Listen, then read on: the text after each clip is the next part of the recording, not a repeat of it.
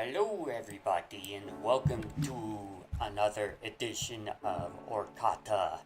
In this episode, we are going to be reacting to a video that I recently discovered on YouTube. This one is from an account called the Green Text Gems. So, Green Text Gems is one of the YouTube accounts. There's several different YouTube accounts that take 4chan stories and basically compiled them into, I call it AI slop content. Let us be real here. The narration is just AI generated, and I am pretty sure that the story is not true. It is probably rage bait, because I have seen a lot of these stories circulating around on YouTube. However, I think this would be a pretty fun story to cover in a reaction. Regardless, because it brings up some points regarding. It brings up some discussion points regarding our current state of society and social interaction. So feel free to leave your comments in the chat, your thoughts, and so on and so forth. But before we get into the reaction itself, I do want to kind of go over a few announcements, so to speak, since my previous stream. So it has been quite a long time since I have streamed.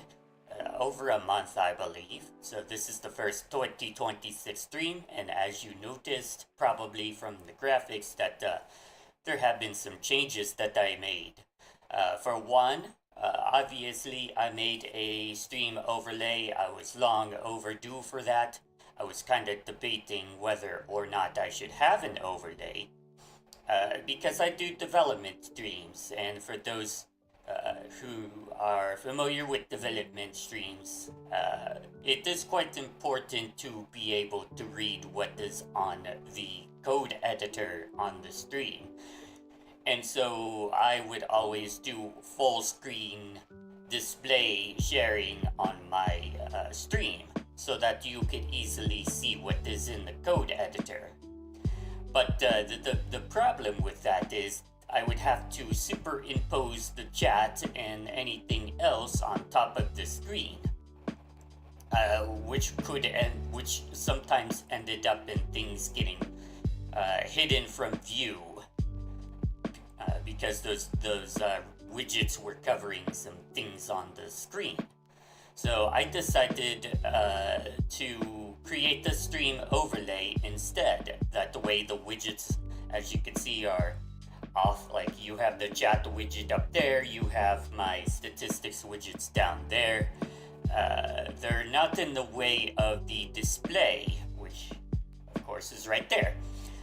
So you could still see everything on the display despite the chat messages coming through and whatnot. Of course, the downside to using a stream overlay is that the display itself is going to be in a slightly smaller window, and so it will be a little bit harder to see what is on the screen.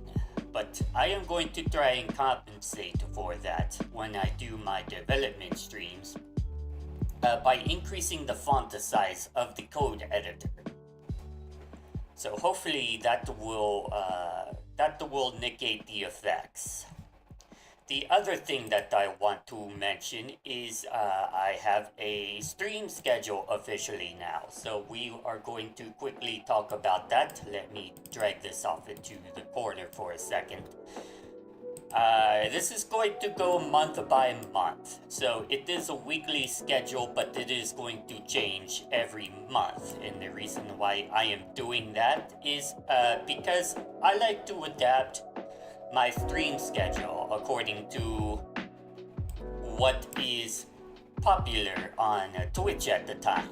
So I will adjust my stream times and dates accordingly, both according to what is popular on Twitch, and also, of course, I may have changes happening throughout my life. So here is the current stream schedule, effective starting today through the end of the month. Of course, today's stream is a one-off, so it is not on this graphic. But these are the regular shows that I am going to be doing this month. So we have the Composer CMS stream, which will be happening 2 times per week for 2 hours per week. So Tuesdays 11 a.m. to 1 p.m. and Thursdays 10 a.m. to 12 p.m. Eastern Standard Time. That is 5 hours behind Greenwich. So for those who may not know, Composer CMS is the website building software, the free and open source website building software that I have been an active developer for the last several years.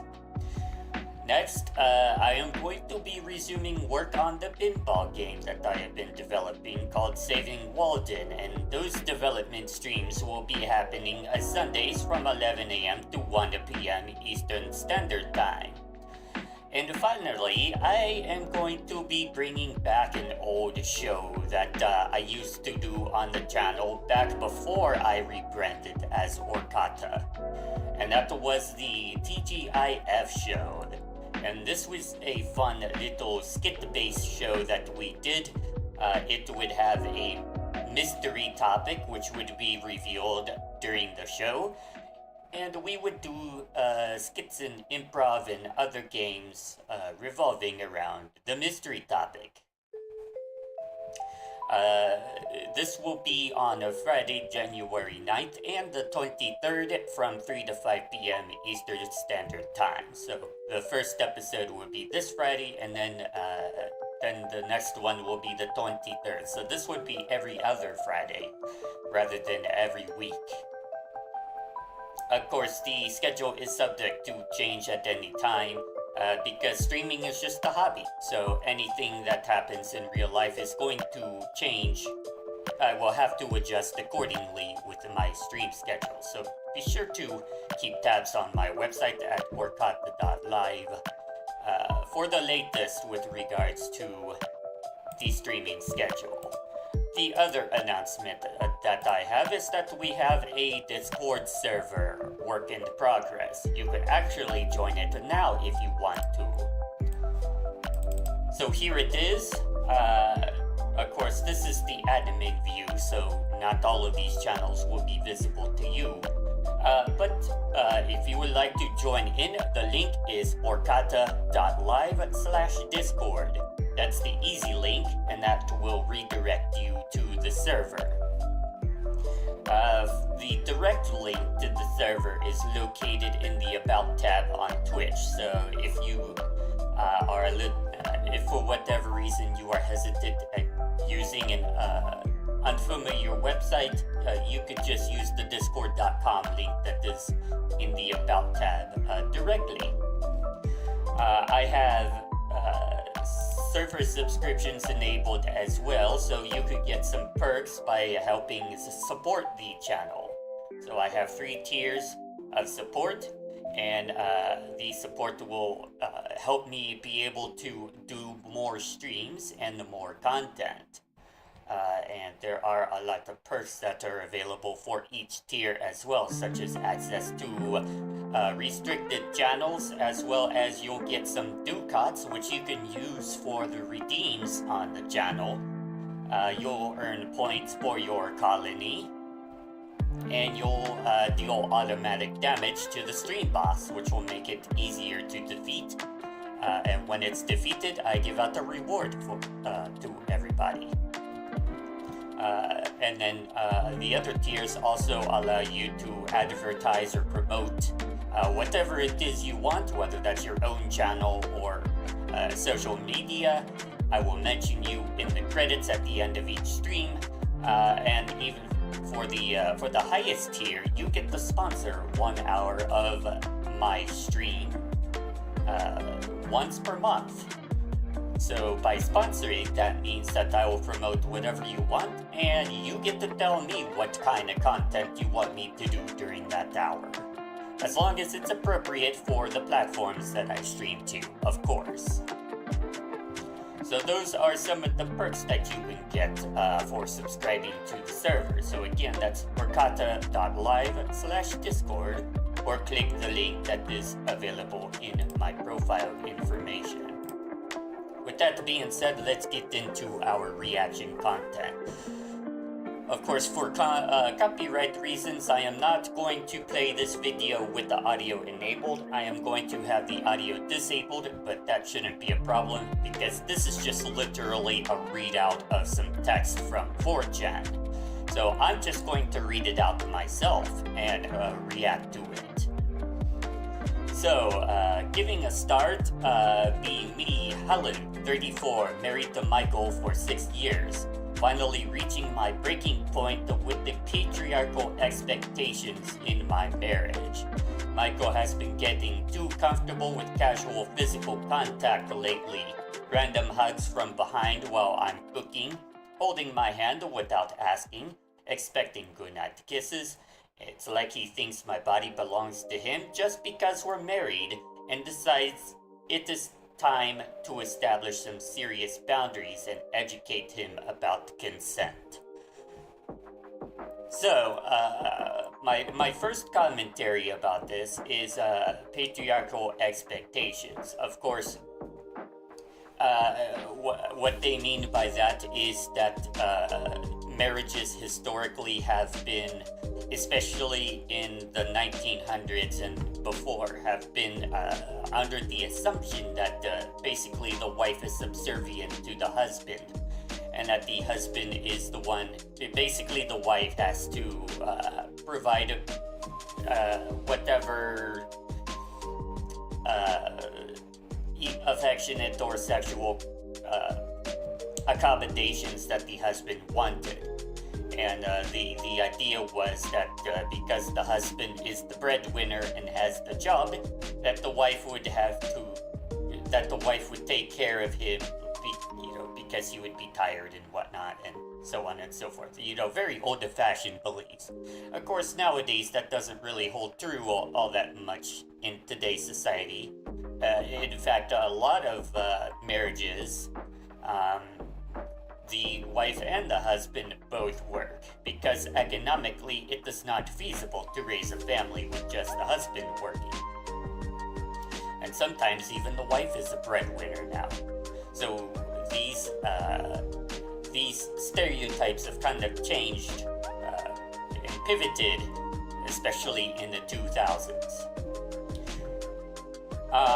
So there's this sense of entitlement sometimes that comes in with marriage, that the husband is that the wife is expected to allow the husband to request affection or give affection or whatnot without complaint. And in fact, fun fact, this is kind of a sensitive topic, so I'm not going to dive into it too much, but marital rape was not always illegal. It hasn't become illegal until the 1900s, to my knowledge, later on in the later part of the 1900s. So yeah, it was not always illegal. Because of these, expectations. People thought that it is impossible to not want affection or whatnot when you're married. There's just no such thing. The marriage is kind of like an expectation or an entitlement to affection and sex. But we all know today that that's no longer the case. Just because you're married doesn't entitle you to affection or sex or anything like that anymore.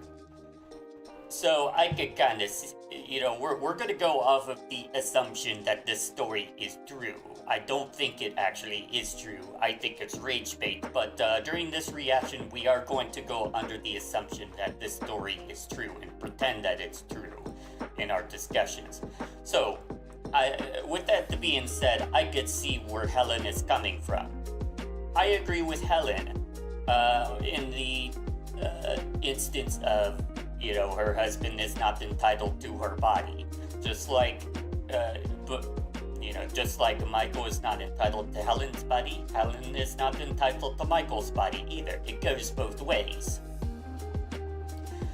Consent is still a very important part of a relationship, even when you're married. And it is a vital role in this sense of respect that you share between each other. So with that being said, we will continue on scrolling a little bit through the story. Continuing on, she spent the 3 days researching feminist theory on bodily autonomy, drafted a comprehensive list of new household rules, and implemented a 30-day mandatory waiting period for any physical contact. I'm going to full screen this to get rid of those recommended video distractions. So this is the important thing that this is the primary reason that I am reacting to this video, is the 30-day mandatory waiting period for any physical contact. This is an interesting one, and I'll talk a little bit about that as we get further into the video. I'm not going to give my initial thoughts on this policy that she implemented just yet, because she talks quite a bit more about it further in the article, and I'm going to give my specific thoughts on that once we get to those. So her policy includes no kissing, no hugging, no hand holding, and definitely no intimacy. She says that he needs to learn that my body is mine and mine alone. Physical affection should be a privilege and not an expectation. Michael comes home from work on Thursday morning. Oh, I'm sorry. We'll pause there because that's a different section of the story. Anyway, so no kissing, no hugging, hand holding, no intimacy. He needs to learn that my body is mine and mine alone. A physical affection should be a privilege and not an expectation. What do I think about this policy? I'm going to start by saying again, first off, I do agree with Helen that, nobody's entitled to her body. Nobody's entitled to anybody's body. So I do see where she's coming from with that. Do I agree with her policy specifically, though? No. And here's why. Implementing such a policy is not going to teach your husband, it's not going to teach your husband consent. As we're going to learn further down, once we see Michael's reaction, it's actually going to have a very contradictory lesson that it's going to teach him. It's going to teach him to be afraid to show affection. It's going to teach him that it's not okay to show affection, that affection is wrong, that intimacy is wrong, that kissing and hugging and all of that is wrong. It's not wrong. You just need to get consent for it. That should be the lesson here. So I think, again, if this story was true, I think her approach was wrong. I think she should have just gone with the, you must get the yes from me if you want to show that kind of affection. And just leave it at that, simple as that. It's a win-win situation. You're putting boundaries on the floor for your relationship. You're setting ground that the Michael is not entitled to your body by saying he needs to get consent whenever he wants to show affection or get affection from you. But at the same time, you're not completely cutting out affection from the relationship. Because affection is, in most relationships, a very vital role in maintaining the bond that you have between each other. I'm not saying that's true for all relationships. Like for instance, aromantic relationships don't have this emphasis on intimacy. There may still be intimacy in an aromantic relationship, but it's not as much of a need, as so to speak, as in other relationships. Okay, continuing. Michael comes home from work a Thursday evening. I'm sitting at the kitchen table with my printed list. She says, Michael, we need to talk. I've been doing some important reflection on our relationship dynamics. And we get an ad. Let's hide that for a second. Okay. No free advertising on my stream. Alright, he sets down his keys and looks concerned. Is everything okay, Helen? Well, that depends on your willingness to respect my autonomy and grow as a person. She slides the paper across the table. I've established some new boundaries for our marriage. These are non-negotiable. Here's another red flag that I have in this story. The fact that it is non-negotiable. This is a relationship, Helen. You two are in this together, okay? To say that this is non-negotiable is basically saying I don't care about how you feel, I don't care what, I'm not willing to work with you on achieving what it is that we need in our marriage. So I really don't like this non-negotiable part of this so-called contract. So she watches him read through the list, his face getting more confused. A 30-day waiting period for physical contact. Helen, what does that mean exactly? It means exactly what it says.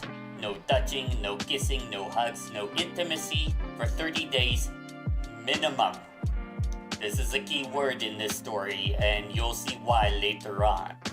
Keep that in mind, she said 30 days minimum. But why? Did I do something wrong? She rolls her eyes at his typical male response. Okay, I have a little bit of a problem with this as well. This is not necessarily a typical male response. If you don't communicate concisely what is wrong or what it is that you want to change in a marriage, how do you expect that your husband is going to be able to figure it out himself? And the same goes the other way around too. You know, if a husband doesn't communicate concisely what is wrong in a marriage, and what it is he wants to change to his wife, you know, same principle. How does he expect the wife to know? That really grinds my gears when people expect that you can figure out what is wrong on your own without anybody telling you. I mean, sure, in some ways, I could see the argument that if you can figure out what is wrong on your own, that means you are self-aware, and that means you have a better sense of self-accountability. But not everybody has that skill. Not everybody has, you know, and you also got to think about this. You got to place the emphasis on what it is that you are wanting to change. Or so, for instance, like in an online community, if you have a troll that is trolling, you don't just tell the troll, you know what you did. You tell the troll exactly what they did, because you are thinking about the safety of the online community. If you just let the troll off without telling them what is wrong, how are they expected to know what they aren't supposed to do? There is a higher likelihood that they are going to do the same thing again, because they don't know what they did was wrong. Or they don't know exactly what the action was that they did that you considered wrong. And that's going to jeopardize the safety of the online community again.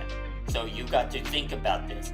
If you concisely tell people what it is that they are doing that is wrong, they will be more likely to be able to change that.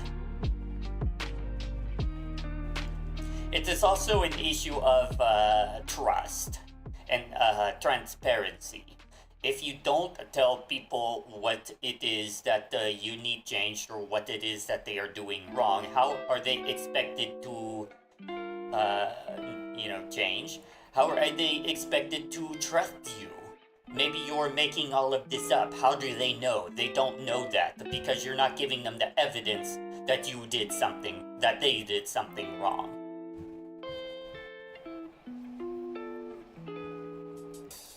Anyway, I'm going to stop my rant there because I'm taking way too much time on this. We're already half an hour into the stream and I've only gotten 2 minutes in through this video. I have a lot that I can say. Continuing on. This isn't about the punishment, Michael. It's about deconstructing the patriarchal assumptions in our relationship. Typical feminist response. What is patriarchal assumptions? Elaborate on that. No, not everybody knows what patriarchal assumptions are. And patriarchal assumptions is also in some ways subjective. Some people consider some things to be patriarchal assumptions. Other people consider different things to be patriarchal assumptions. You've been treating my body like it's community property. Every casual touch reinforces toxic masculine ownership patterns. I need you to unlearn these behaviors and approach a physical affection with intentionality and explicit consent. Okay, that's reasonable, but that's not what you're doing. You are completely forbidding physical affection, even with explicit consent, for 30 days minimum. What are you trying to teach him? Continuing on, Michael stares at the paper for a long time. So no hugging at all? Correct. Physical contact has become too normalized and casual between us. What? It needs to be earned. Physical contact is in most cases supposed to be normalized and casual in a relationship. That's what helps build the bonds between the people in a relationship. Yes, get consent for it, sure. But don't outright forbid it, because that's going to be a very big detriment to the bond that you share between each other. You know, there's science between physical affection that shows that the, affection strengthens human bonding. You know, there's science behind it. Anyway, what about holding hands? Did you not read the list? No physical contact means no physical contact. For 30 days? Minimum 30 days. We'll reassess after that period based on your growth and understanding. Michael sets the paper down carefully. Okay, Helen, if these are your boundaries, then I will respect them. Keep this in mind. If these are your boundaries, I'll respect them. There's some implications behind what he said that you'll discover later on in the story. Finally, some maturity from him. Good, I'm glad you understand that this is about creating a healthier dynamic for both of us. No, it isn't. This is about creating a healthier dynamic for you, not for him. Anyway, and just to be clear, this starts now. Yes, immediately. I trust you'll honor my clearly stated boundaries. Over the next few days, Michael is weirdly compliant. No attempts to hug me goodbye in the mornings, no casual touches when we pass in the hallway. He sleeps on his side of the bed without even accidentally brushing against me. Honestly impressed that he's taken this so seriously. Maybe there's hope for him to become a better feminist ally. By day 10, starting to feel proud of our progress, and Michael has been completely respectful of my boundaries. No complaints, no attempts to negotiate, no passive-aggressive comments. He's been starting to do more household chores without being asked. That's actually contradictory to what you're trying to teach him, but okay. You know, you're okay with him doing chores without being asked, which may or may not involve touching things that belong to you without your consent, your personal belongings, in order for him to move them to do said chores. Like dishes, for instance. That's a big one. Anyway, this is exactly the kind of grit that I was hoping for. Clearly, my approach is working. So you think. We're about to find out something that she's about to find out that something's going on that she didn't see coming. On day 15, notice Michael has been staying late at work more often. When I ask about it, he just says that he's been busy with a new project. Fine by me, gives me more time for self-care and reading. Currently working through a fascinating book about decolonizing intimate relationships. Can't you? I mean, I get it. You like reading about sociology and feminism. I get it, but take some time out to read something that's for entertainment for once. Loosen up a little bit. Read some Harry Potter, or, well, maybe not Harry Potter. You're not gonna like J.K. Rowling, but, read, I don't know, Disney stories or something. Disney's been pretty diverse lately. Although the corporation is probably, not, feminist friendly. Anyway, taking lots of notes to share with Michael when our waiting period ends. Day 20, Michael seems distant during dinner. Not in a sulky way, just quiet. Ask him how he's processing this experience so far. I'm learning a lot about boundaries and respect, he says. That's wonderful. I knew you had the capacity for growth if you just applied yourself. What specific insights have resonated most with you? I'm understanding more about what you need to feel secure and autonomous. And advertisement. I wish I had a hotkey to quickly disable the display capture when that comes on, but I don't currently have one. Give us a second here. In case if you're wondering, the reason why I don't use ad blocker on YouTube is that if I do use ad blocker, then they're going to stop my ability to watch videos. Yeah, that's a thing on YouTube. If you use ad blocker, then eventually they will catch on and then you will not be able to watch videos anymore. Alright.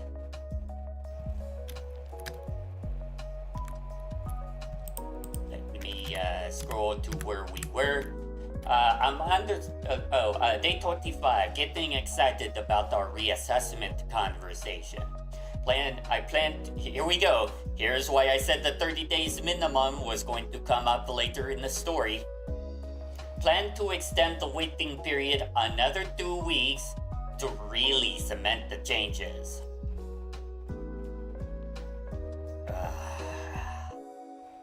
I have no comment, just a reaction to that. Maybe implement a formal consent protocol for all future physical contact. So every time I want to hug you, I have to sign a legal contract, basically. That's the interpretation I'm getting from the story. This could revolutionize our entire relationship dynamic. Michael is going to be so grateful for this transformation. really think so? Day 30, wake up, ready for our big discussion. Here's where things change. Michael is already dressed for work, which is unusual. He's putting papers into a manila envelope. What is that, I ask? Legal documents. I wanted to give these to you in person before I left. Left for where? You didn't mention a business trip. Michael hands me the envelope. My hands shake as I open it. Let me know right now in the chat what you think is on those documents.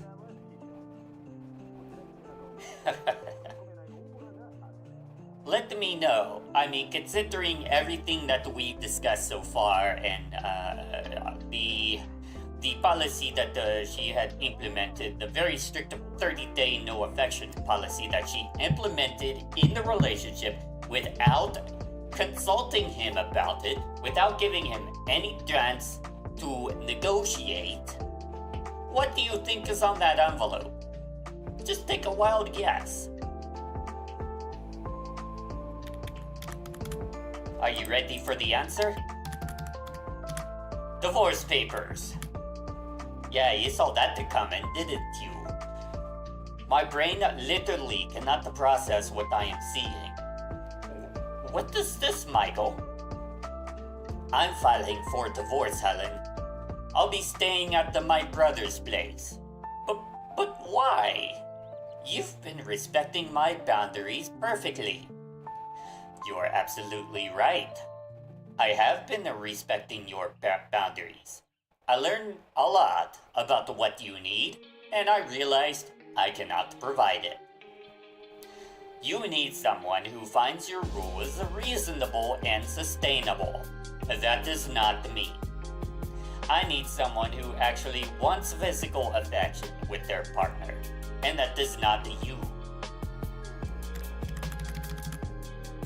I feel like the room is spinning. But Michael, this was about the growth, about the becoming partners. Helen, you banned all physical contact for a month, including holding hands. You treated every casual touch like an assault on your personhood. That's not the kind of marriage I want to be in. But I was teaching you about the consent. You're teaching me that you find my touch so repulsive, you'd rather have none at all. That's not what this was about. Then what was it about, Helen? Because from where I'm standing, you got exactly what you asked for. Michael picks up a small suitcase that I hadn't noticed. I've respected every single boundary that you set. I never argued or tried to change your mind. I gave you the space that you needed to feel autonomous and secure. And in that space, I realized that what we want fundamentally is different. I start crying, which I hate doing in front of him. You can't just leave, we're married. This is supposed to be about working through problems together. Says the person who literally put in a 30-day ban on affection without allowing Michael to negotiate. Helen, you unilaterally decided we couldn't touch each other for a month. You made that decision without any input from me about what I might need. That's not working through problems together. I follow him to the door, papers clutched in my shaking hands. Michael, please. I was just trying to improve our relationship. I know you believe that, but I can't live with someone who sees my affection as oppression. I respected your boundaries completely, and now I need you to respect mine. My boundary is that I don't want to be married to someone who finds me toxic for wanting to hold their hand. He's already in his car. I'm standing in the doorway in my pajamas, sobbing. Neighbors are definitely watching, but I don't care. This cannot be happening. Dang it. Another YouTube ad. Okay.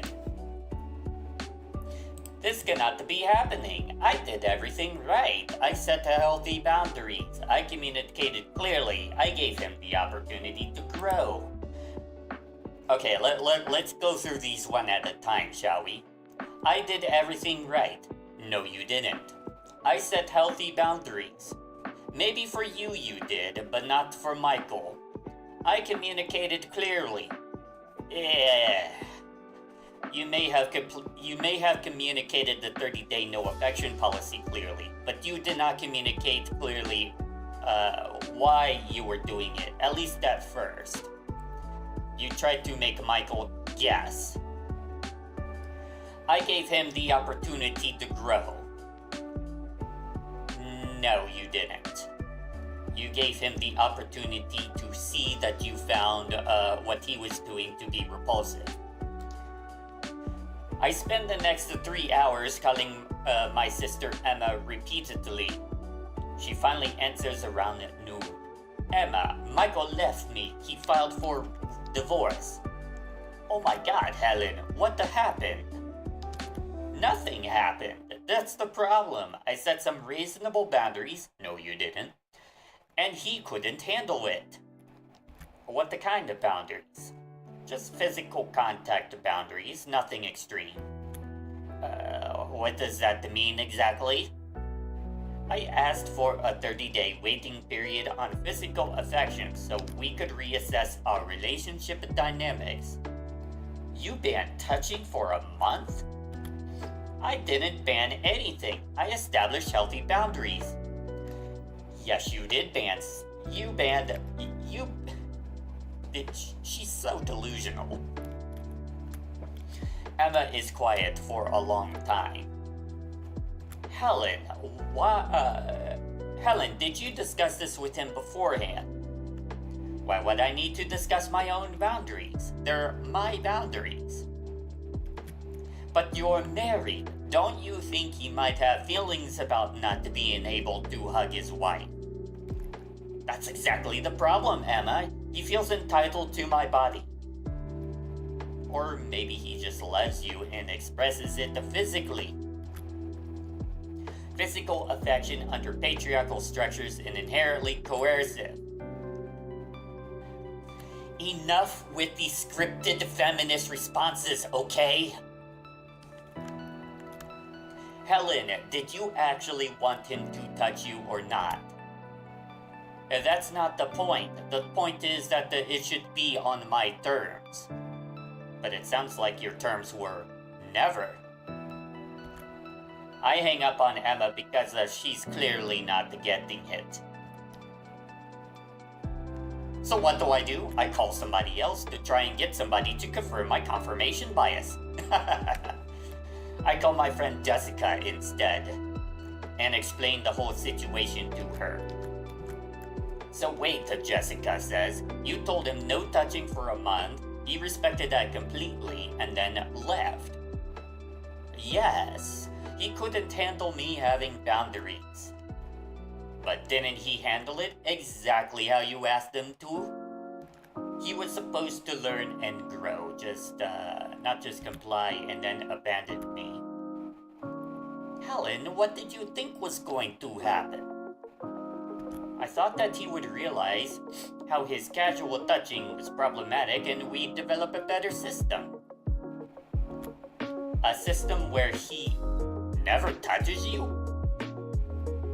A system where he asks permission and treats physical contact as the privilege that it is. Alright, look, this is reasonable. A system where he asks permission and treats physical contact as the privilege that it is. That's a reasonable, way to look at it. But the execution was not. You don't ban physical affection to teach people that they need to ask permission for affection. How can they ask for permission for affection if it's not allowed at all? Okay? Jessica sighs. How often were you planning to say yes to these permission requests? And here Helen goes deflecting again. That's not the point. The point is asking.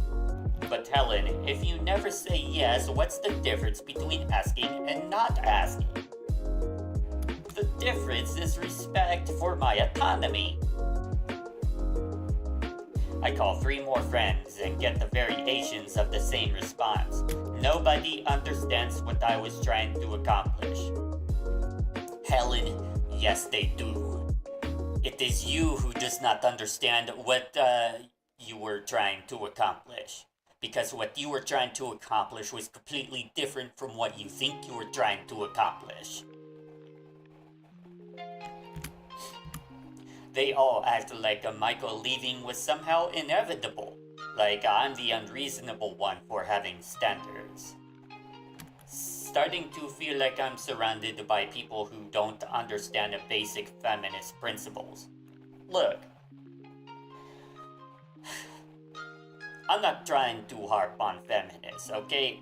I studied, women and gender studies in college, and I actually do have a minor in it.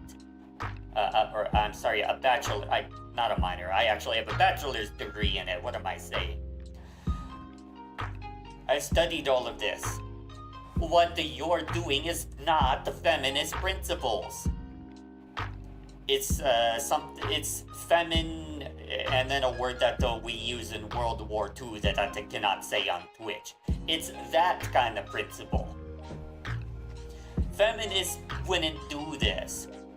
The way that the feminists would approach this situation is that if they feel like their boundaries were not being respected, they would request a consent protocol.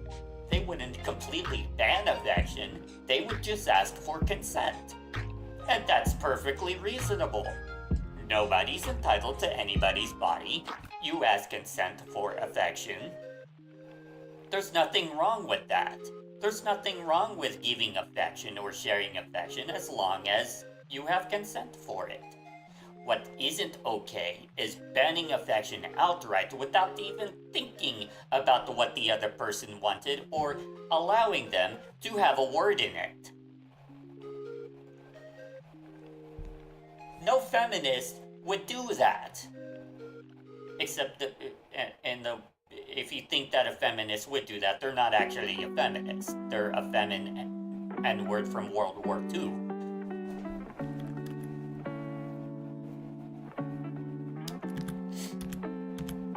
Another ad. Alright, continuing on. She starts to spend the evening researching divorce attorneys, not because she wanted a divorce. I mean, she already got divorced, so there's nothing to divorce. But because I need to understand my options. Maybe I can contest this somehow. Prove that the Michael abandoned the marriage without attempting proper communication. What?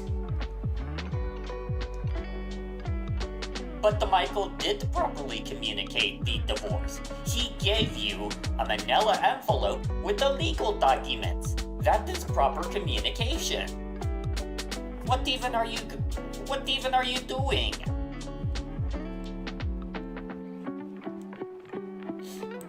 I want to show that he violated his commitment to work through problems together. You're not going to put that on him. You were the one who didn't allow him to negotiate the ability to work through problems together. You're the one who didn't want to work through problems together.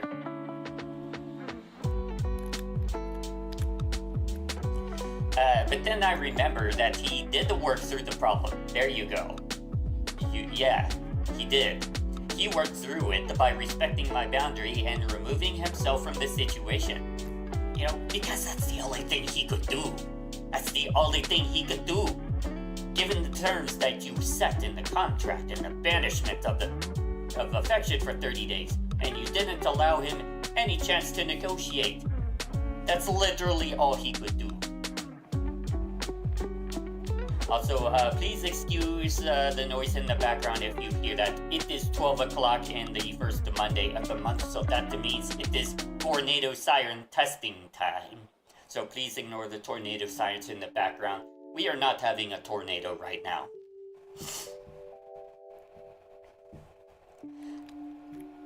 So, that is exactly what he should have done if he couldn't accept my needs, except I didn't want him to leave. I wanted him to stay and become better. And I start crying again. This is so unfair. I communicated clearly. I set appropriate boundaries. I gave him time to adjust. I already spoke about that. No, you didn't communicate clearly. No, you did not set appropriate boundaries. You did give him time to adjust. I will say yes to that.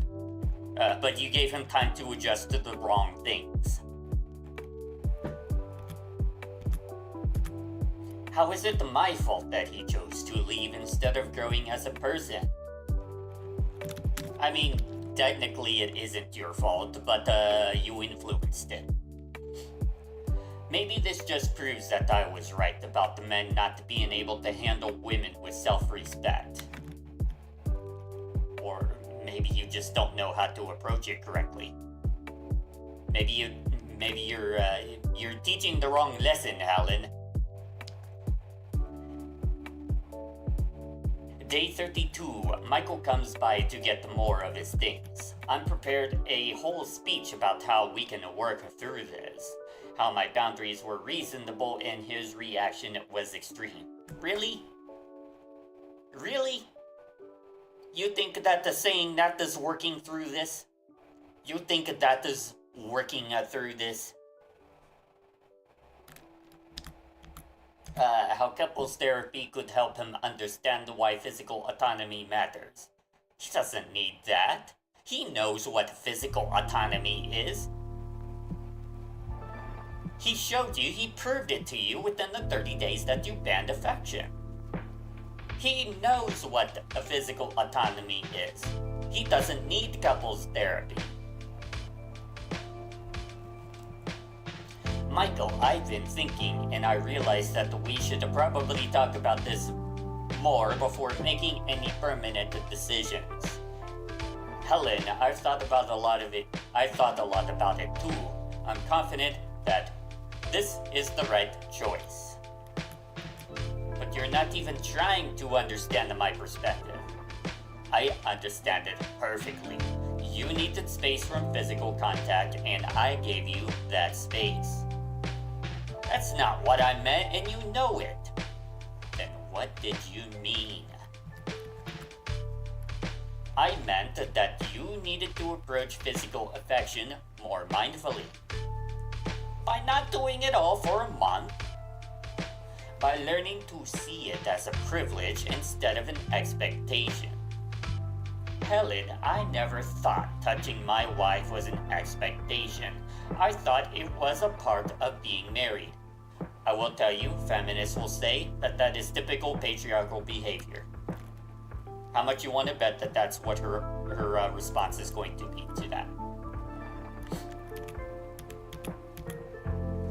There it is. That's exactly the toxic thinking I was trying to address. Maybe it is toxic. Maybe I am toxic. But either way, we're not compatible. You're not toxic, Michael. You just needed to unlearn some problematic patterns. Helen, that is just another way of saying that he's toxic. They are one and the same. And I'm not saying you're wrong. Maybe Michael did need to learn about the boundaries. Maybe you didn't want him to randomly hug you without consent, and that's perfectly fine to want to set the boundaries for that. But banning it completely? That's teaching the wrong lesson. I don't want to unlearn wanting to hold hands with my life, Helen. I watch him pack up his books. We bought the most of them together. He's not taking any of the relationship or marriage advice books. I wonder why. Probably because they're all rooted in feminist theory. Not crapping on feminist theory, mind you, but maybe it's just not what he wants to read right now, considering the circumstances. I think what is happening here is either Helen got the wrong advice books on feminist theory, the ones that are not actually teaching feminist theory, but rather a different kind of theory that says all men are bad. Or, considering the circumstances, you are giving off to Michael the false idea that this is what the feminist theory is. That the feminist theory teaches that affection is wrong and that you shouldn't hug your wife. And because Michael disagrees with that, he is attributing it to feminist theory, even if it's not what feminist theory is about, and therefore doesn't want to read up on it. That's just my hypothesis, though. Guess he thinks those don't apply anymore. What am I supposed to tell people about why you left? Tell them whatever you want. Tell them I couldn't respect your boundaries. But you did respect them. Exactly. I respected them by leaving. That's not respecting them, that's giving up. You told me that the casual physical affection was harmful to you. You said my touch reinforced patriarchal ownership patterns. You banned holding hands for a month. What was I supposed to conclude except that you don't want me to touch you? He's right, but also wrong somehow. I did say those things, but I didn't mean he should just leave. I meant that he should learn to do it better. I wanted you to become more conscious about it and not stop entirely forever. But you did ask me to stop entirely. And without negotiation. For a month, which I did. That was just a reset period. A reset to what, though? What would have changed after the month? Other than the fact that she would probably have extended it another 2 weeks. You would have learned to ask permission and be more mindful. And how often would you have said yes to those requests? That would depend on the situation. Helen, in 6 years of marriage, can you think of a single time you enthusiastically wanted me to touch you? This question hits me like a punch to the stomach. Because I can't think of an answer. There must be examples, but my mind is blank. That's not fair. Physical affection isn't about enthusiasm. It's about connection. For me, it is about enthusiasm. I want to touch someone who wants me to touch them. I do want you to touch me, just appropriately, with consent. Helen, you asked me to stop touching you entirely. He's finished packing and heading for the door. Michael, please, can't we at least try therapy? You can go to therapy. I think it would be really good for you. What's that supposed to mean? It means I think you'd benefit from talking to someone about what you actually want from a relationship. I know what I want. I want respect and consideration and mindful communication. Okay. I hope you find someone that can give you that in a way that works for both of you. You could be that person if you just tried. I did try. I respected every boundary you set, but I can't be in a marriage where wanting to hug my wife makes me a bad person. He leaves and I'm alone with the divorce papers. Spent the next week alternating between rage and despair and kept thinking about what he said about enthusiasm. Was he right? Did I ever want him to touch me? That can't be true. I must have wanted it sometimes. I just needed it to be on my terms. Alright, we are going to pause here for the next section of this story where she does consult a therapist, and we will talk a little bit more about that. I am going to take a break to rest my voice and get a drink, but then we'll continue from there.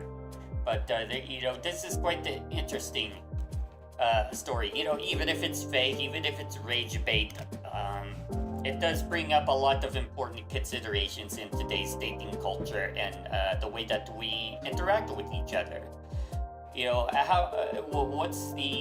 What's the boundaries that we set between the affection that we receive and trying to teach a lesson, I guess you would say. How do we approach that? Things like that. This is certainly not the way to do it, unless if you're the type of person who doesn't like affection at all.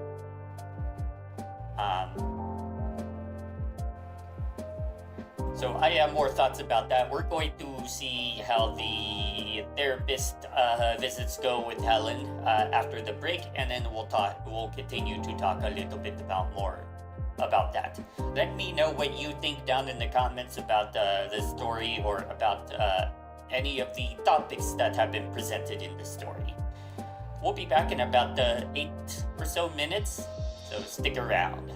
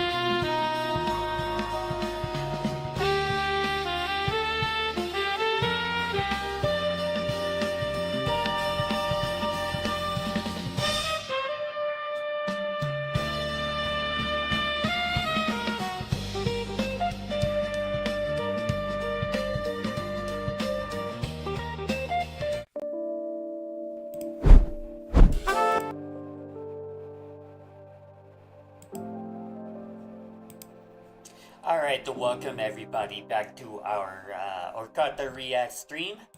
We are reacting to a story from, I think it's 4th Jan, uh, covered by one of these AI YouTube channels. The story is probably rage bait, but, oh, hang on a second. Is this working correctly? My music player is, hang on a moment. The music player is all glitchy on my end. Give me a second here to try and reset it.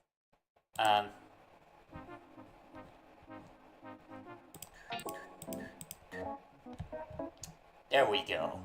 Okay, sorry about that.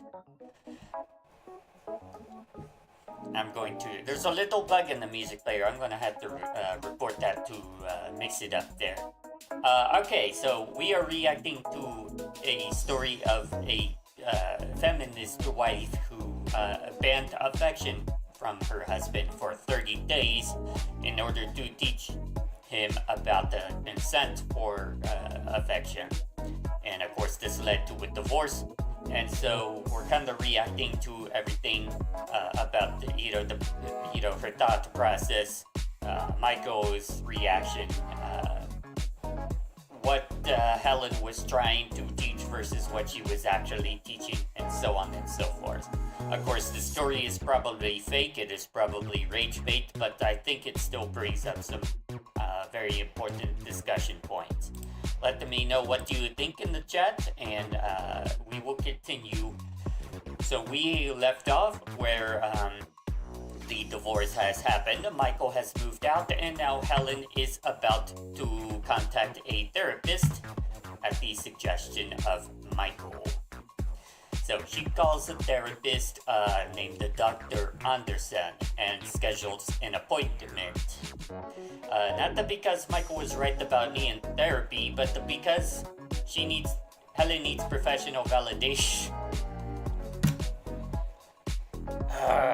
Helen. Enough with the confirmation bias already. Because I need the professional validation that my boundaries were reasonable. Right. That's what you need therapy for, right? That's it. That's totally what it is.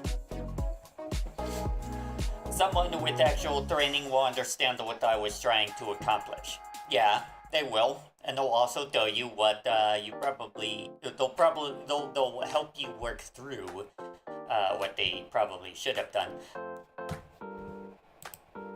Okay, so on their first session of the therapy, so Helen, tell me about what brings you here today. My husband left me because I set healthy boundaries, and I'm trying to process how someone can claim to love you and then abandon you for having self-respect. Dr. Anderson nods and takes notes. What kind of boundaries did you set? I explained the whole 30-day waiting period thing, how I researched the feminist theory and created a comprehensive plan, how Michael seemed to be making progress, but then suddenly gave up and filed for divorce instead of growing as a person.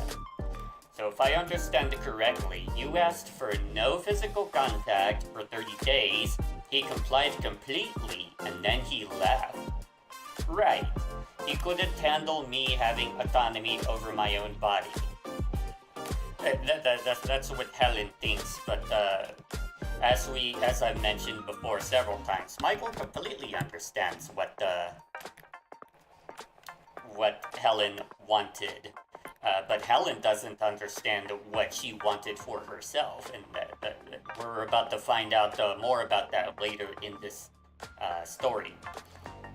How do you think she should have handled your request? She should have used the time to reflect on his assumptions and develop better habits around consent. And after 30 days, what did you envision happening?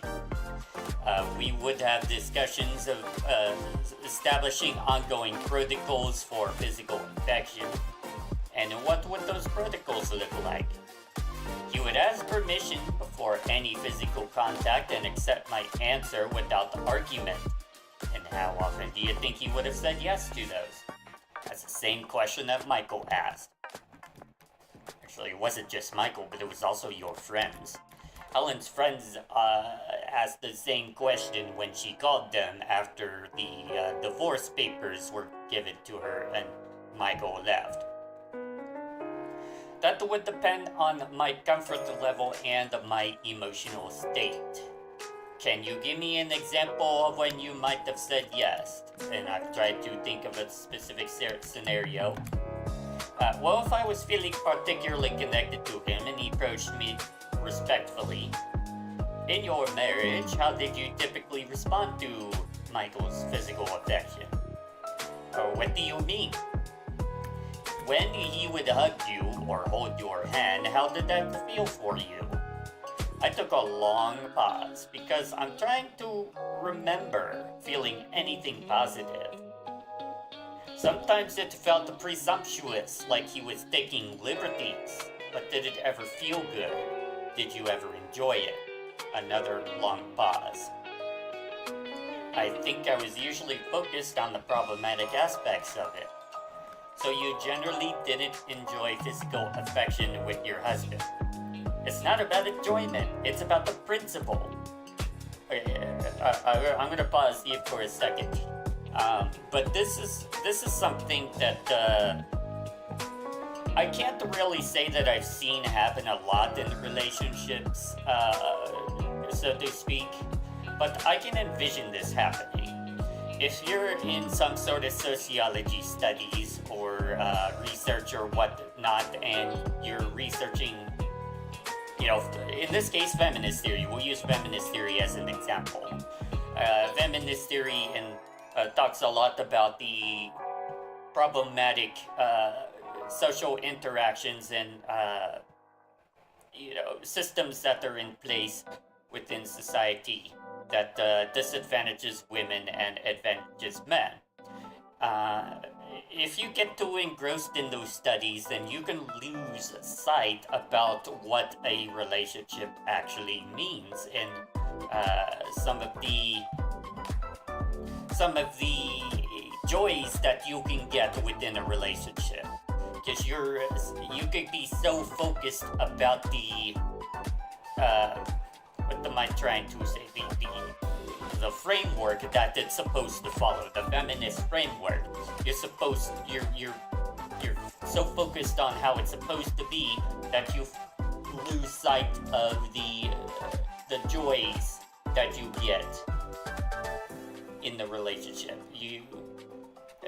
I think I've heard this a couple of times where somebody will enjoy something that their partner would do with them, but it would go against the principle that they have. It would go against the principle even though they enjoyed it. So they would focus on the fact that it went against the principle rather than the fact that they liked it. And then they would kind of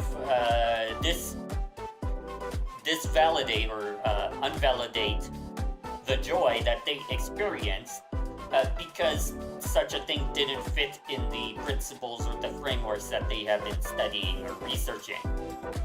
And that could become very problematic in a relationship. I could definitely see that to be an issue or a barricade, an obstacle, whatever you want to call it. Continuing on. But Talon, a physical infection in marriage is typically about expressing love and connection. If you didn't enjoy it, what the purpose is it serving for you? I feel like Dr. Anderson is taking Michael's side. Again, there's no taking sides here. If the doctor was taking a side, then he wouldn't be a doctor. He wouldn't be a therapist. Because therapists are not allowed to be, they're not supposed to be biased. They're not supposed to take sides. They're there to help you work through whatever it is that you need to work through. But I need to emphasize that therapists are not there to actually do the work for you. They're not there to tell you what to do. They're there to help you figure out for yourself what you need to do. If you notice when you go to therapy, a lot of therapists, they don't say anything. They just ask you a lot of questions. And there's a reason for that. It's because therapy is not about seeking answers from a therapist. Therapy is about the therapist helping you explore those answers for yourself, finding those answers for yourself. The therapist doesn't have the answer. The therapist doesn't completely know what your life is like or your situations or whatnot. But they have the psychological training to know what questions to ask you to help you dig deep into whatever struggles or traumas that you are facing, and to be able to confront them and figure out what you need to accomplish what you need to accomplish.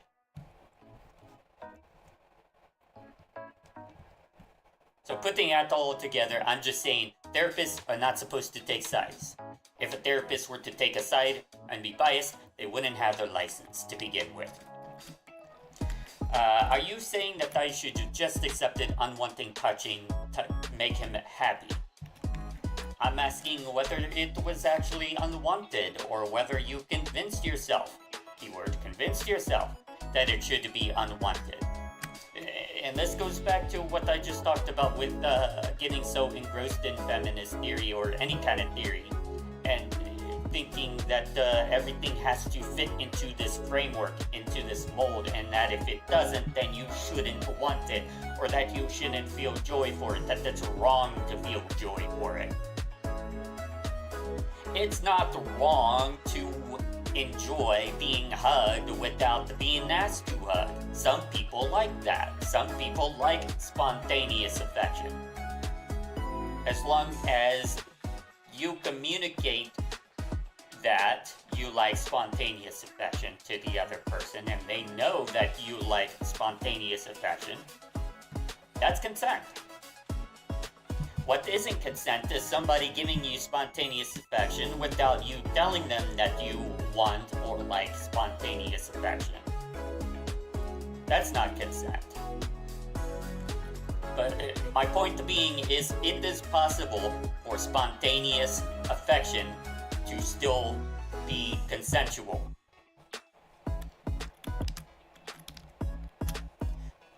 So, those are the same thing. Are they though? And I just explained why they're not. The session ends with homework. Think about what I actually want from a physical intimacy, not what I think I should want based on feminist theory. Very good exercise, I think. We could get. I'm going to tell you from personal experience when I was in the women and gender studies studying that in college. You can get engrossed in it. It can consume you quite a bit if you're not careful, and then you start analyzing everything under the feminist framework. And not everything needs to be analyzed in the feminist framework. When you start to lose sight of the joys of life when you do that.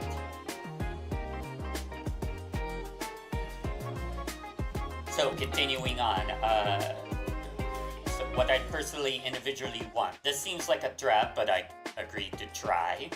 I spend 3 days trying to do the homework, and I keep getting distracted by anger at Michael for giving up so easily. He could have just fought harder for our marriage. He could have tried to understand what I was really asking for, but instead he just left. Like 6 years meant nothing to him. But then I remember his face when he was packing. He didn't look angry or spiteful. He looked sad. Genuinely, really sad. Like this was hurting him too, but he thought it was necessary. I started thinking what Dr. Anderson asked. Did I ever actually enjoy Michael touching me? There must have been times, early in our relationship maybe, before I became more educated about relationship dynamics and power structures, before I learned to analyze every interaction through a feminist lens. There it is, that's what I've been talking about this whole time. I realize I can't remember the last time I hugged Michael without simultaneously thinking about consent and autonomy. I can't remember the last time I held his hand without wondering if I was reinforcing traditional gender roles. I can't remember the last time I kissed him without a voice in my head cataloging all the ways that the physical affection gets weaponized under patriarchy. Maybe that's normal though. Maybe being conscious of power dynamics is just a part of being an evolved person.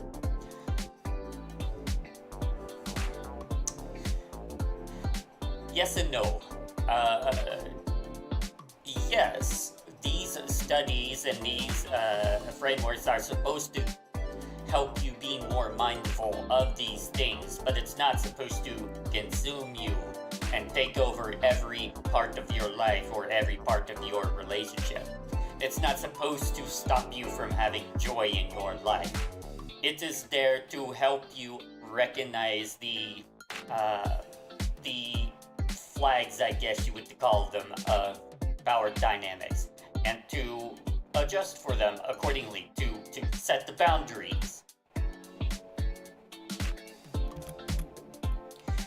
Maybe Michael left because he couldn't handle being with someone who actually understood how relationships work. Do you though? Do you, Helen? Maybe this whole thing just proves that the most men aren't ready. Here we go again, back to the men blaming. Maybe this whole thing just proves that the most men aren't ready for truly egalitarian partnerships. This is not egalitarian. This is not egalitarian by any means. The way Helen structured the 30-day ban on the affection and not allowing Michael to have any input in it, this was totally on her side. This was not egalitarian. Egalitarian would be equality between all genders. So egalitarian is kind of similar to feminism, except it takes a more gender-neutral approach than feminism does. It was the way that Helen approached this is neither feminism nor egalitarianism. So, the second therapy session, Dr. Anderson asks about the homework. I realize that I've become very good at analyzing physical affection from a political perspective. But how did it feel, just as a physical and emotional experience? I think I trained myself not to focus on feelings because feelings can be manipulated by patriarchal conditioning.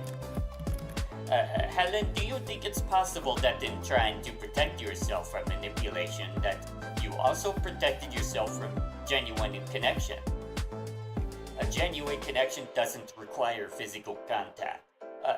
No, but it doesn't preclude it either. Did you ever tell Michael that you enjoyed his touch? I tried to remember ever saying anything positive, and I draw a complete blank. See, this is another part of setting personal boundaries and reinforcing them. You got to give positive reinforcement for when people do things right. This is especially the case in relationships. You know, a lot of times, especially for men, they love to hear when they do something that you like, that you appreciate, that you enjoy, that you love, that has meaning to you. You think, you know, a lot of people think that the men are not the romantics, but you'd be surprised. The only reason you don't think men are romantics is because you're not giving them anything to be able to show the romantic side.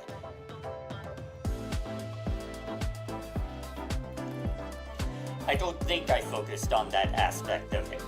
Well, what did you focus on? Whatever is appropriate, whatever it was consensual, whether it respected my boundaries. But never whether it felt good or brought you joy. Joy isn't the point of physical affection in the marriage. What's the point then?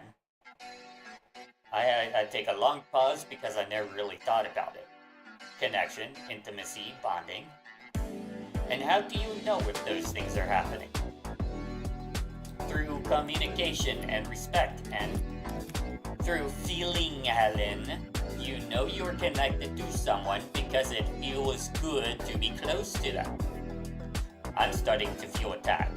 Yeah, I am going to say that may not have been the best. That may not have been the best move by the therapist there, because now the therapist has changed from the point of being a therapist to telling Helen what she needs to do, and that's a no-no for therapy. That's a no-no for therapists. Benjamin has said, I'm scared of women. Why are you scared of women, Benjamin? Could you elaborate on that a little bit, if you don't mind? Like, if you're fine with that, of course. You don't have to if you don't want to, but I'm just curious what it is that scares you. Starting to feel attacked. I should have just ignored the problematic aspects. Maybe you could have acknowledged them without letting them completely override your actual experience. Benjamin says, they don't Beyblade like me and are too pretty. I'm sorry, I'm not familiar with what Beyblading is. Could you explain that for me? I have no idea what that means, but the too pretty thing, I could feel that. I've heard a lot of guys talk about how when a woman is very pretty, I guess you would say, that they're not worthy of them, of asking them out or anything like that, or being their friend, even having a conversation with them. I get that. Spinning circles. I'm autistic and I love them. They don't. Wait a minute. So is this like a thing that you spin around? A Beyblade? Let me look at them. Oh, okay. I've seen these before. I just didn't know what they were called. Okay. Those do look pretty cool though. Look at all these cool designs. Wow. Oh, are these oh yeah, these are the little things that do you spin these in like a little platform? Yeah, there it is. There's the little zip tie thing. You spin it and you battle them. Okay, yeah, I know what those are. Those are fun. If I talk to a lady and she likes Beyblade, I found a wife. I wouldn't doubt that there are women out there who like Beyblade. It may be a little hard to find. Maybe, I don't know. I'm not very knowledgeable of Beyblades or the people who play them or use them, but I have seen them before, and I have. They are pretty cool, I will tell you that. My bro has one that likes Beyblade, so yeah, exactly. So it's not impossible. If your brother has one, then you can find one too. Out of curiosity, do you have any Beyblades, and if so, what do they look like? I'm curious now, because there's a lot of cool designs for Beyblades. You got the cook. Okay, that's fine. I may or may not still be streaming when you come back. I still got the fourth of this story to go through. But yeah, definitely I'll see you next time. And yeah, don't put yourself down. You'll find somebody. And just because If somebody is pretty doesn't mean that they're out of your league, necessarily. So, it's all about the character. That's the way I see it. A true wife or a true husband doesn't see another person for how they look. They see them for what their character is, or how they look or how much money they make. None of that. They see them for what their character is. All right. So continuing our reaction story here. Maybe you should have acknowledged the moves of affection without letting them completely override your actual experience. Acknowledge the problematic aspects without them overriding your actual experience. So on the third session, Dr. Anderson wants to talk about what I want moving forward. Do you want to reconcile with Michael? I want him to understand that my boundaries were reasonable and necessary. But do you want to be married to him? I want to be married to a version of him that respects my autonomy. The version of him that respected your autonomy left. This stops me cold. He left because he couldn't handle being with someone who had standards. No, he left because he concluded that you didn't want physical affection from him and that he needed to be with someone who did. But I never said I didn't want it. You banned it for a month and talked about it as being harmful and problematic. See, this is where the therapist is saying, be careful, because you don't necessarily need to say something in words in order to communicate something. There's body language, there's actions, there's pictures and art and what have you, and all, things like that. If you say one thing but do another, people are going to get confused. And a lot of times people are going to believe what you do rather than what you say. So if you say that you are trying to teach your husband about the consent, but then you ban affection so that your husband can't even get consent to begin with, what is your husband going to think? You may be telling him in words that you were trying to teach him about the consent, but what you're really teaching him is that the consent is bad. That affection is bad.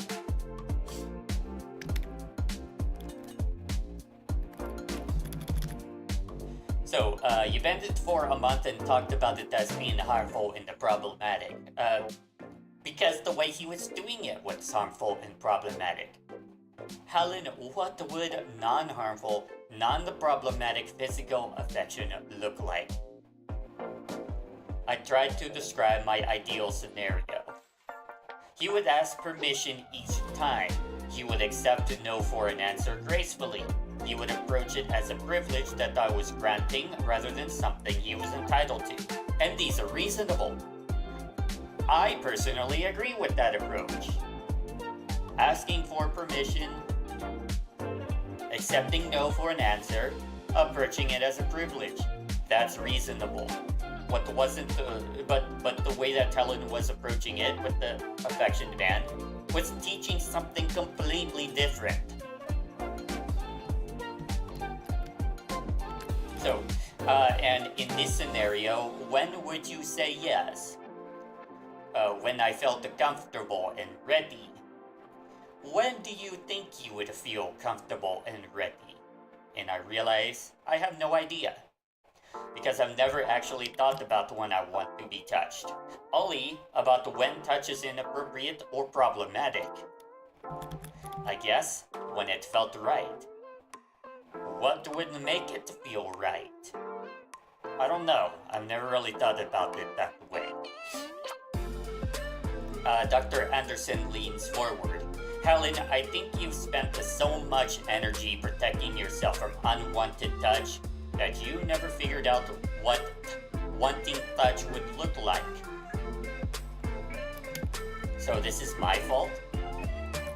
It's not about fault, but Michael can't want physical affection for both of you. Hang on. Oh, I see. Okay, I see what the therapist was meant by both of you. He meant Michael and Helen. For some reason, when the therapist said both of you, I was thinking dissociative identity for some reason. On the fourth session, a breakthrough moment that I really hated. I've been thinking about what you said, and I realized I might have overcorrected. What do you mean? I was so focused on making sure Michael couldn't take advantage of me that I never considered whether I actually wanted him to touch me. And what conclusion did you reach? I took a long pause because this is hard to admit. I was scared that if I admitted that I wanted it, that it would make me weak or naive. Scared of seeming vulnerable?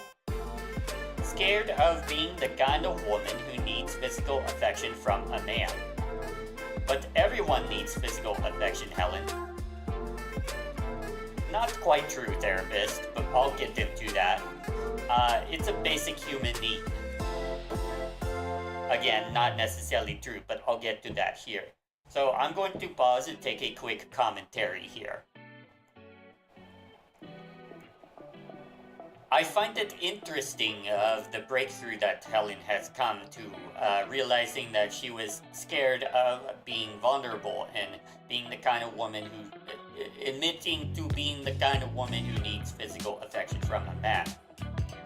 What is interesting to me is that from my observation of men in society recently, that a lot of men share a similar fear of vulnerability.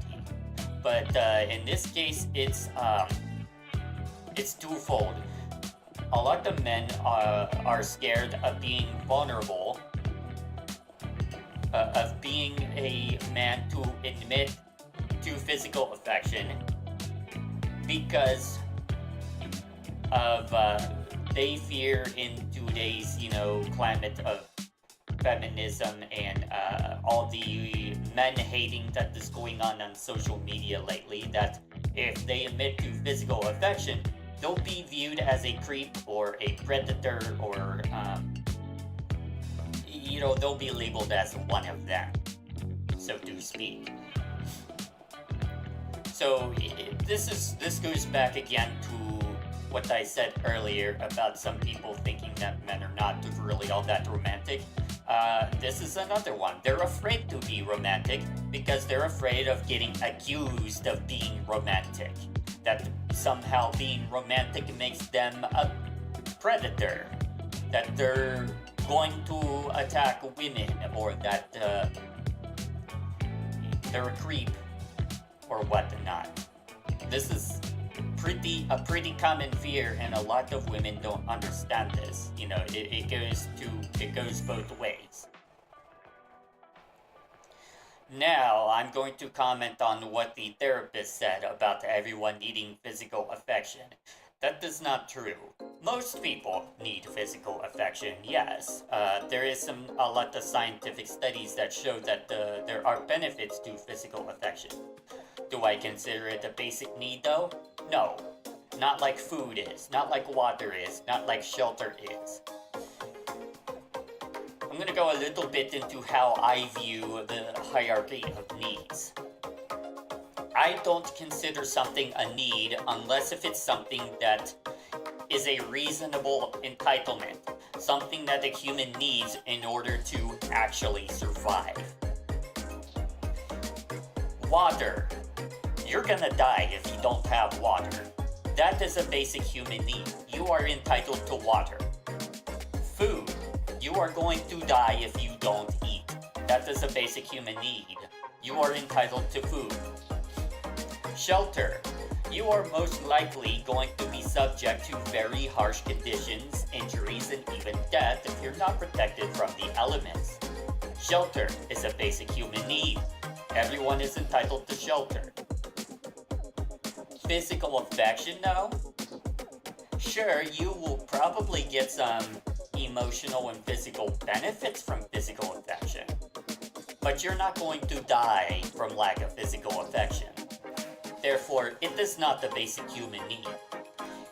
A need? Maybe. Not a basic need, though. You're not entitled to physical affection.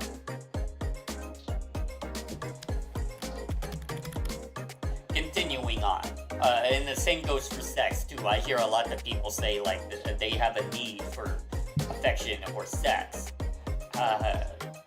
Okay, maybe affection is a need if you want to sustain a healthy relationship. It is not the personal human need, though, a basic human need in terms of survival. It may be a need if you want to be healthy, yeah, but it's not the need for survival. Same for sex. You don't need sex to survive. The species needs sex to survive, though, yes, but we're not an endangered species. We'll consider sex a need when humans become an endangered species if that ever happens. But for now, we're far from that point. Continuing on. But everyone needs physical affection. It's a basic human need. Not everyone. Some people are fine without it. See, Helen is right for once. Are you fine without it? You know, this is... Okay, so the therapist is going back into addressing her as a person, which is good. This is about her, not about the general public. I think about it for the last month and a half since Michael left. I haven't touched another human being except the handshakes. I feel completely isolated and disconnected. I cry myself to sleep most nights. No, I'm not fine without it. So when Michael would hug you or hold your hand and you felt that need being met, what did you do with that feeling? I told myself it was internalized patriarchy. Instead of just enjoying it felt dangerous. Why? Because then I might start depending on it. I realized I've been... That was gonna happen eventually. I was waiting for it. We haven't had an ad for a while now.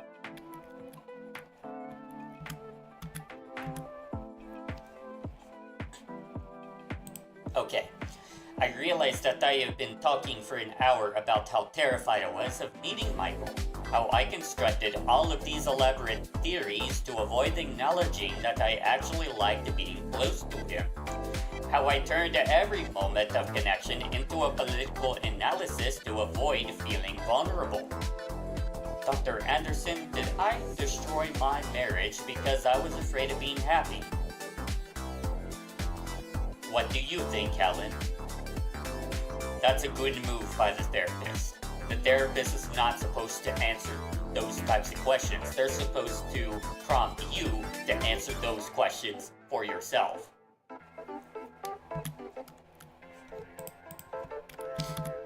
I start to crying and can't stop because I think the answer is yes. I call Michael that evening. He answers but sounds cautious. Hi Helen, how are you doing? I've been going to therapy. That's good, I'm glad. Michael, I think I made a terrible mistake. There's a long pause. What kind of mistake? I'm trying to explain what I figured out, how I was scared of being vulnerable, how I turned a physical affection into a political issue to avoid dealing with my own feelings, how I might have actually wanted all of the things that I told him were problematic. I think I was testing you, and I set up a test that you couldn't pass. Helen, you weren't testing me, you were telling me what you needed. But what I said I needed wasn't actually what I needed. How was I supposed to know that? You weren't. That's the point. I didn't even know it to myself. There was another pause. Michael, do you think we could try again, now that I understand what is really happening? Helen, I really appreciate you calling, and I'm glad therapy is helping. But But I can't go back to wondering whether every time I want to touch you, I'm being oppressive. What if I promise that wouldn't happen again? How could you promise that? These are your beliefs, Helen. They're part of who you are. My beliefs were wrong. They weren't wrong. They were not compatible with what I need in a marriage. So, that's it? You're not even willing to try? I think we both deserve to be with people who want the same things we want. I do want the same things, I just didn't realize it. But even as I'm saying it, I know he's right. Because I can already feel part of my brain starting to analyze this conversation, wondering if he's manipulating me by being kind but firm. There's that being scared of vulnerability creeping up on Helen again. Wondering if I'm betraying feminist principles by admitting that I was wrong. No, it is not the betrayal of feminist principles. In fact, I would argue that, realizing exactly what you want is a part of feminist theory, because you're establishing your own agency by doing so. You see, if we get so engrossed in feminist theory and we start betraying who we really are in the name of what we think is feminist theory or feminist framework, we're not building agency for ourselves. We're actually losing agency. We're pushing that agency onto feminist theory and feminist framework. We're letting feminist theory dictate what we should and should not want in our relationships. We're letting feminist theory write all of the laws and the rules. But that's not how relationships work.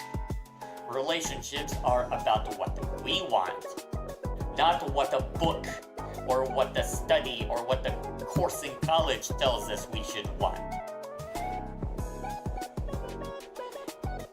And so I think, yeah, this is, personal agency comes from being confident in what we want and establishing what we personally want, and not letting external forces or theories or frameworks or people dictate that.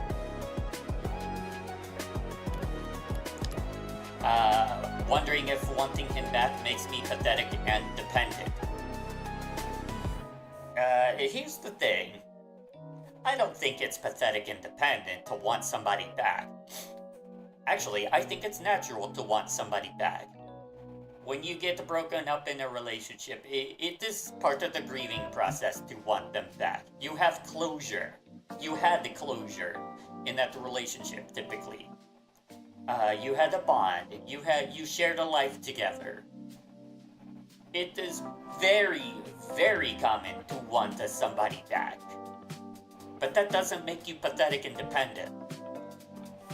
What would make you pathetic and dependent is if you tried to do everything in your power to get them back, even if it meant stepping over their own boundaries. If you harassed them every night on the phone, harassed them in text messages, tried to blackmail them, tried to post revenge carrots on corn on the internet, corn on the cob. Yeah, that is pathetic and dependent. But simply wanting somebody back? No, that's not pathetic and dependent. That's part of the grieving process, and I think it's important for all of us to recognize that. If we don't recognize that, then we're going to get stuck in that grieving process of a breakup.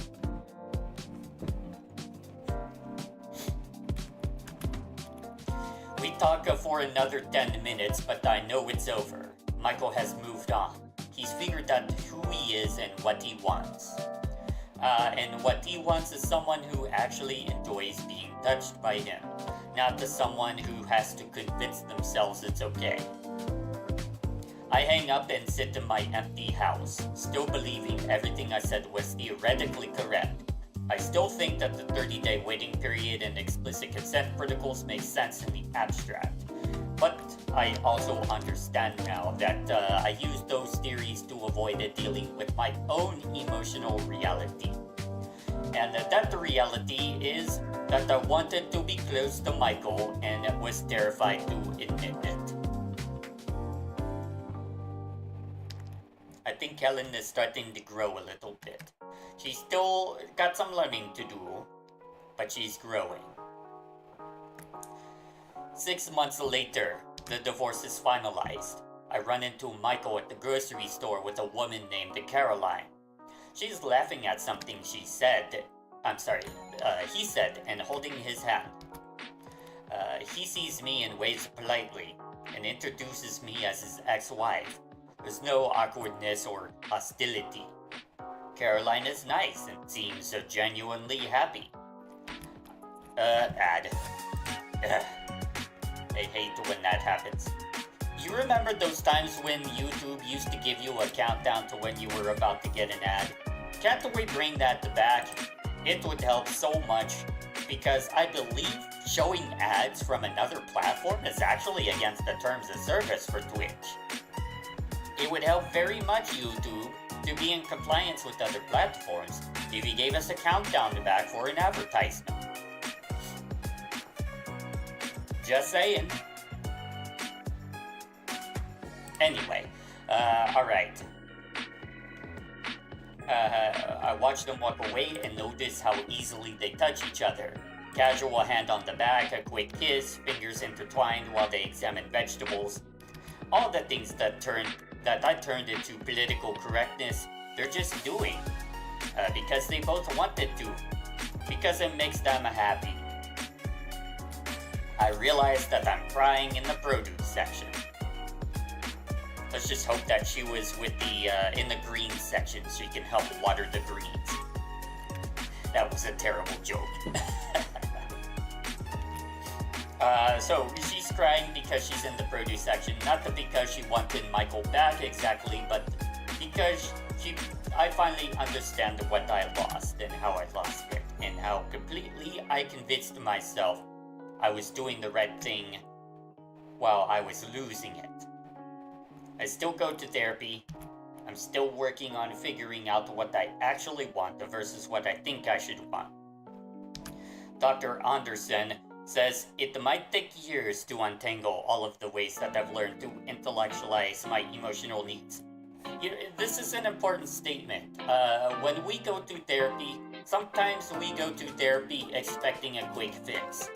That's usually not the case, especially when it comes to drama, when it comes to things that we've learned over a longer period of time, things we grew up with, things we've been taught, things that we've been exposed to. These things take years to unlearn. These things take years to deconstruct, to confront, and to change. Therapy is a process.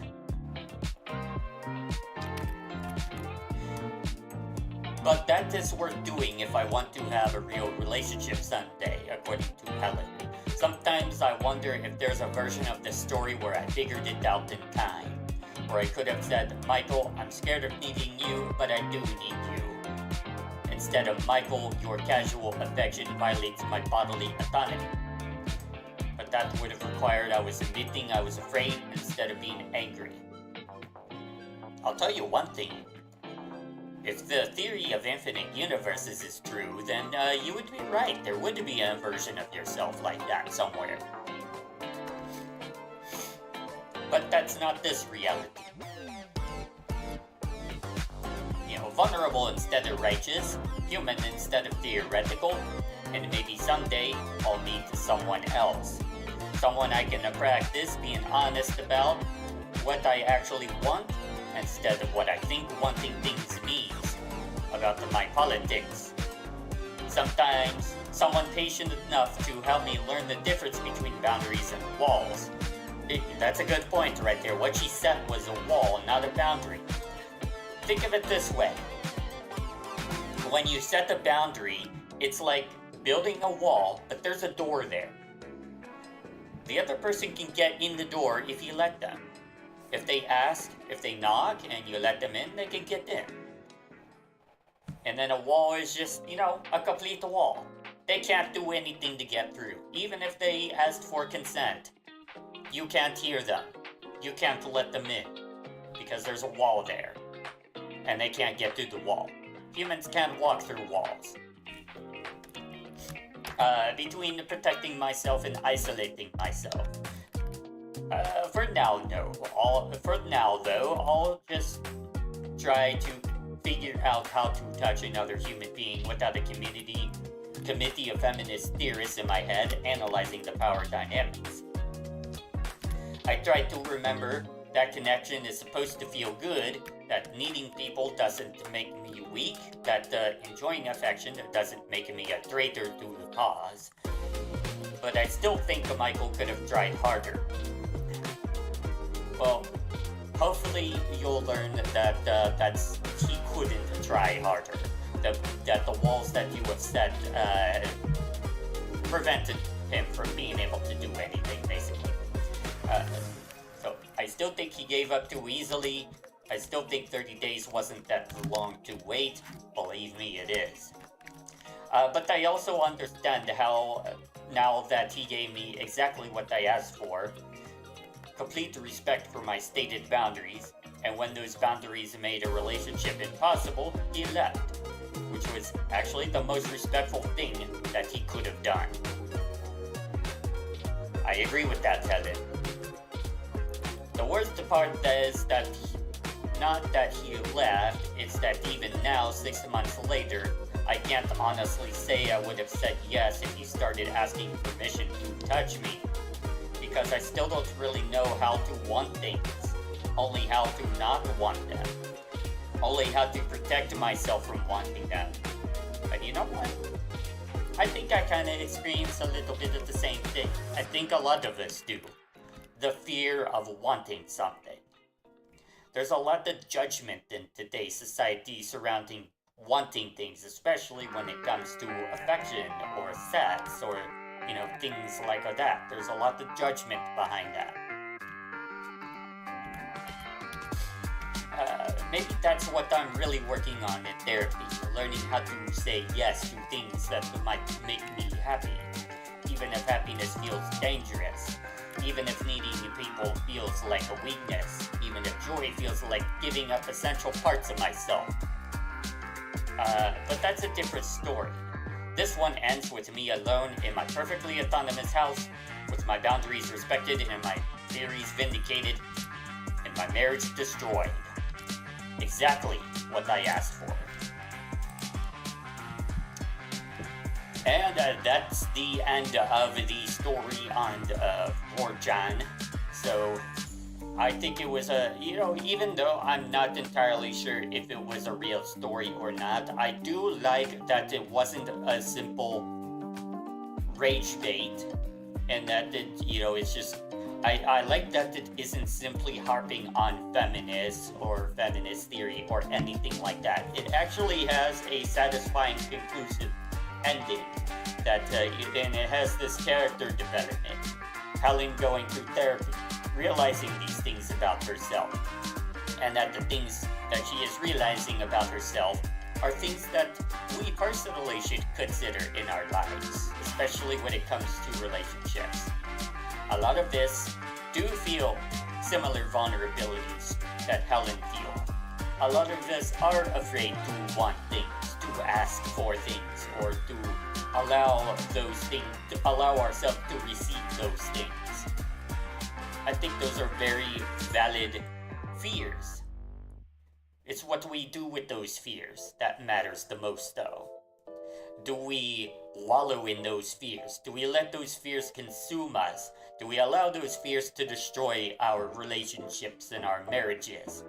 Or do we seek help for those fears? Do we assess those fears? Do we confront those fears, deconstruct them, analyze them, see where they come from, see what we need to do to unlock those fears, to remove those chains and those prison bars from us, to allow ourselves to experience life to the fullest?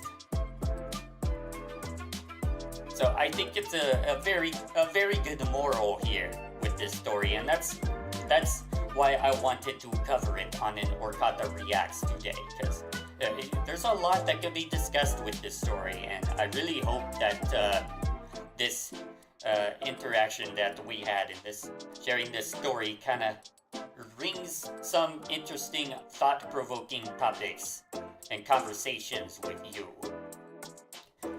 So, I am going to go ahead and conclude today's stream, so thank you everybody for tuning in. Once again, this is my schedule for January. Our next stream is going to be tomorrow from 11 a.m. to 1 p.m. Eastern Standard Time, and we are going to be working on Composer CMS, which is the website builder software written in PHP that I've been helping develop. You can check me out on YouTube, Twitch, or Kick.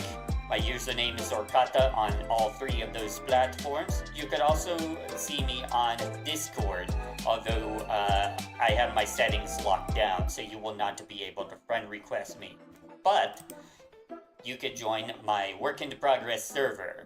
There's a link for that in the profiles of all of my social media. And I look forward to seeing you. We'll be back tomorrow. Thank you for tuning in, and have a good Monday.